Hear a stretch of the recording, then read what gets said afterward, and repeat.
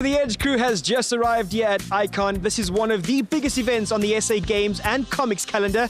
Now, I know that there are lots of things to see and I cannot wait to explore, but we need to get to today's highlight first, and that's definitely Raymond E. Feist. I'm standing alongside the Raymond E. Feist here at Icon. It is good to have you with us on Edge. Welcome. Thank you. I'm glad to be here.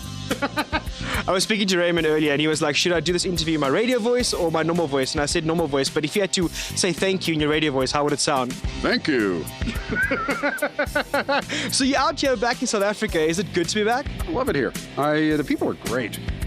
I was down at Open Book last year in Cape Town and only got one day in Joburg, so I'm really glad to have a week here. So being back at Icon obviously must be amazing for you. And I mean, I was watching you do your book signings. Is it really amazing just to have fans come all the time? Even though you've done this so many times, is it new every time? Yeah, people are great. You know, talking to the readers is always a treat. We get our applause very late. You know, I turn a book in and somebody doesn't read it for a year. You've got this new amazing series coming out, so can you give us a little bit of a sneak peek into it? A little tease. Yeah, it's a new world, new politics, new religions, new magic. Primarily, the focus is about exploring revenge. The series is called The King of Ashes, and the first book will be called Embers and Steel. One of the main things that boggles my mind, especially with writers, is that after so many years of writing, there's still so many more places you can pull information from. Where do you get your creativity from? Well, we all have it. You're daydreaming, you have inspiration and ideas too. I just know how to take it and turn it into a story. That's what boggles me so much, because there's still so much more coming from you. Have you ever thought of creating a character for South Africa in one of your books? Something that's really weird and bizarre. Oh, I'm sure I've got one already. You know, I would say that I'd hate to generalize that, but I would think that the character I created called Nacor, he seems to have gotten a response among my fans here. So I don't know if there's something I did that I was unaware of that resonates, or just I ran into a lot of Nacor fans in, you know, South Africa. It's easy to say, oh yeah, I'm not inspired by anything, but the truth is I'm inspired by everything. There is no one character who's based on one person in real life. But I steal from everything I see and hear. And I'm sure that, you know, somebody I've met on this trip or the previous trip, on the next book, I'll have a character who shows up and I'll hear a voice in my ear, or I'll see an image in my mind's eye, and I'll go, oh yeah, that was that person I talked to. You're always drawing on your life experiences for that nuance and color. Lastly, from my side, I mean, going forward, what do you hope to achieve with this new series? Do you just want it to honestly be one of those books that are remembered forever? Not really. I want it to be entertaining. My ambition has always been to do one thing, which is to say that when the reader puts the book down, they say, I got my money's worth. Raymond, thank you so much for taking the time and a chat to us, and I really hope that Hollywood deal is coming, because I'll feel a part of it. Well, thank you. I hope so too. I have kids in college.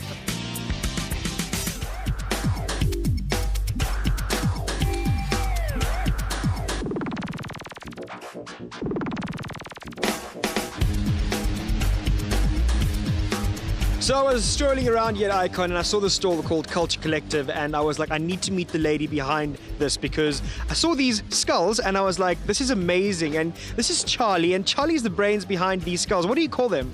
They are called steampunk skulls. They are amazing. I can see a lot of recycled material, but how do you come up with the design? I really don't. They sort of grow organically with what I've got, and I never actually know how they're going to look until they're finished. So a lot of it's found objects, and I'm always scrounging junk off people and saying, please don't throw it away. There's a lot of good thinking behind that. Basically, we live in a consumerist throwaway society, and I'm saying to people, don't just chuck it in the bin, give it to me. Let's see what we can do with it. We do jewelry, we do steampunk skulls, all sorts of things that can be, you know, changed. So over the years, you know, being all 28 and things, I've seen a lot of weird things, but I need to know what goes on in your mind to have come up with this. I have absolutely no idea. They were just, and they sort of got stranger and stranger as I made them. I just thought, almost like a robot gone wrong. Steampunk is like a Victorian science fiction genre. So I thought if the Victorians were playing around trying to make steam-driven robots, this is what the result would be. So I love the fact that you're using literally recycled material. I mean, I could give you old wire or old parts from my car and you'd make something beautiful. Absolutely. I've sold quite a few that were sitting on clutch plates, and those have been a huge hit. Clutch plates, spark plug horns, and those have been my best sellers so far. So, yeah. Okay, we got to digress a bit from the product and ask you about your look here today. This is steampunk, also Victorian steampunk. So picture me with my goggles riding a crazy train, and yeah, just almost like an alternate universe, but Victorian. Thank you so much, and I think I'm going to say goodbye now because I actually want to go look around in the store of yours because it's absolutely amazing. Wonderful, thank you so much.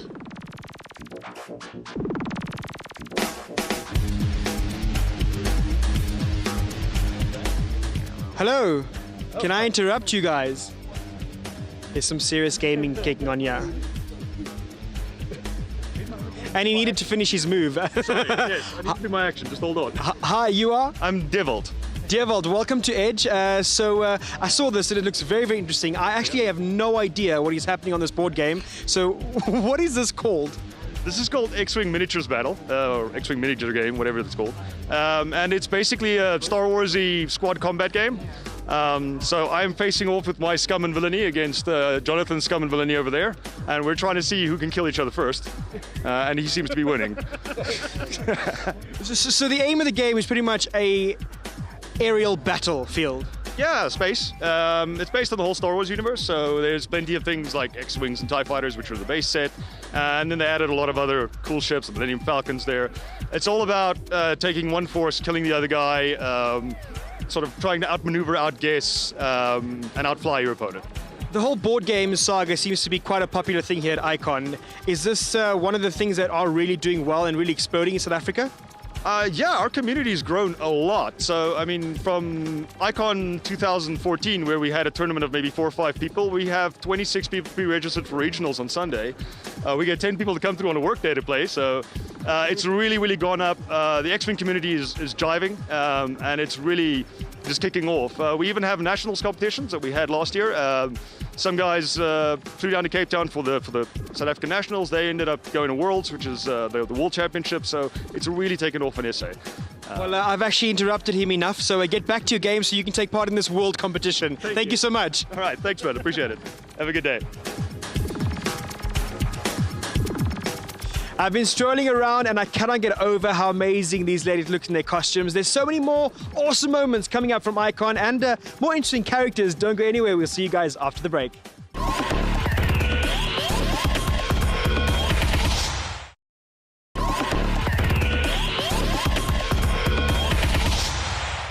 Welcome back, guys. Now, as you know, we're out at Icon 2016, and since 1992, this has been the one weekend where game and comic geeks can live out their wildest fantasies. So what else are we going to do? We're going to go find out more. So follow me.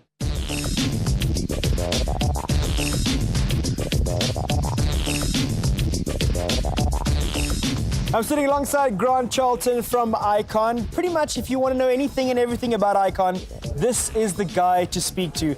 Grant, welcome to Edge. It's good to have you with us. Thank you. It's really good to be here. I was walking around and I must say, it's pretty amazing to see all the enthusiasm and the passion from these people. And I'm sure for you who's done this many years, it's still awesome for you. Well, it's one of the things that keep me coming back every year. I like to see people enjoying themselves and having a good time and geeking out. This gaming extravaganza and these expos are obviously becoming a big thing, and I mean, there's no doubt that Geek Fest and stuff like Comic-Con internationally are huge. What sets you guys apart from all the other expos? Our main function has always been about the gaming. Yes. So we've got space for about 180 card gamers. Mm-hmm. I think we're catering for 80 or 90 board gamers. The tabletop gamers as well. So it was basically a gaming convention. What we've added this year is sort of the hopefully more San Diego Comic-Con vibe. Yes. With the panels and the panelists and, well, I guess Raymond Feist, who's a lovely man. I spoke to Raymond earlier and he seems to be a big attraction here this year. What made you decide to get Raymond firstly? He said he would come. No, Les and I met Raymond a couple of years ago at the Science Fiction and Fantasy Association dinner with him. Okay. And we got him obviously to sign our books, and we chatted to him.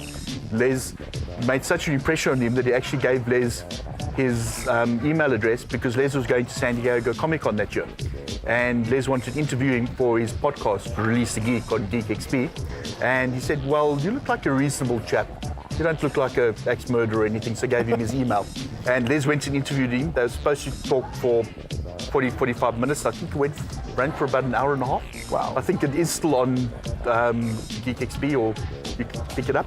And he then did the same the next year. And when we were starting this, he was the first person we spoke to and said, would you like to come out? And he said, no, I'll come out for you. Oh, and wow. he's just such a nice man. Yeah. And yeah, the wealth of information that he can give you about sort of just living in the 60s and 70s And in the industry California, on its and the own. whole industry. Yeah. He's been involved in movies and films and that as well before he even started writing. What do you think it is about his books that are so attractive to people? I think they're easily accessible and easy to read. When people are looking for an intro into fantasy or anything like that, I don't actually hand them Tolkien. I mean, Tolkien's excellent, don't get me wrong, but it's not easy to read. Yeah. Magician is easy to read, nicely paced. You can identify with the characters. It's a fantasy setting, but it's not too strange. And then there's a series of books. Yeah. You can sit reading for, well, a couple of months for me, years for other people.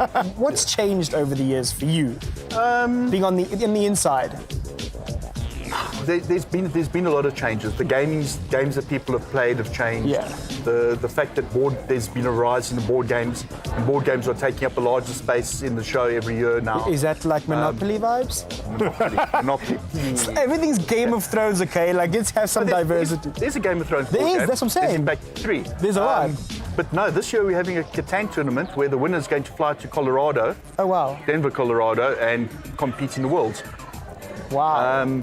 And yeah, board gaming is just one of the things that, like Geek is also on the rise.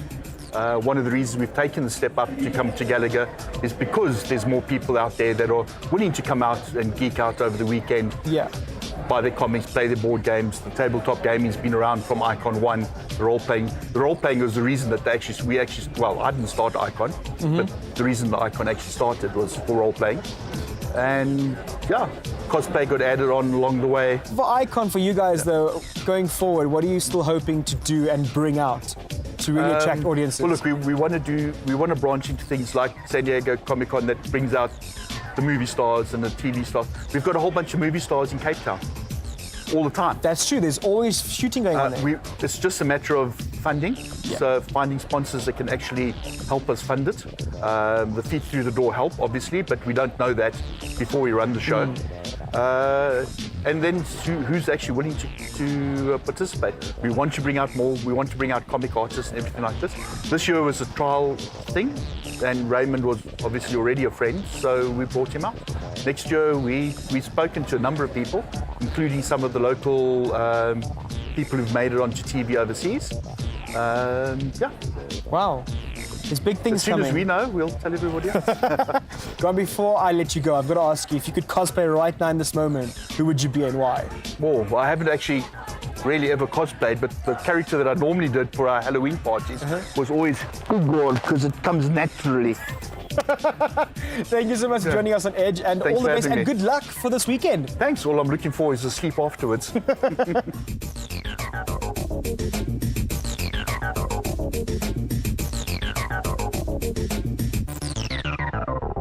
There's nothing like strolling around and finding one of your favorite Marvel superheroes, Captain America, aka Drew here, outside Dark Arts Toy Dealer. Welcome to Edge, good to have you with us. Thank you very much. I can safely say that this is obviously your favorite hero. One of them. Spidey's awesome, other one. Twins. I've got a Spider-Man tattoo, just saying. I put it out there. Rage will be Spider-Man. So you've got this store. I mean, is this your baby? Like, is this your conception? Yes, it is. Actually, a friend and I, we kind of started it. It was more sort of my idea. He sort of backed me behind it, and we got it going. It's a pure hobby business that's clearly going to a bigger market here. I was walking past and all I saw were Power Rangers helmets, and I was like, I need a Power Rangers helmet. What else do you guys do? Is it from everything pretty much? Yeah, so basically, we're going to movie props, so, from costumes and all that kind of stuff, helmets, the shields, that kind of stuff. Our main focus is actually the Harry Potter ones and the Lord of the Rings rings.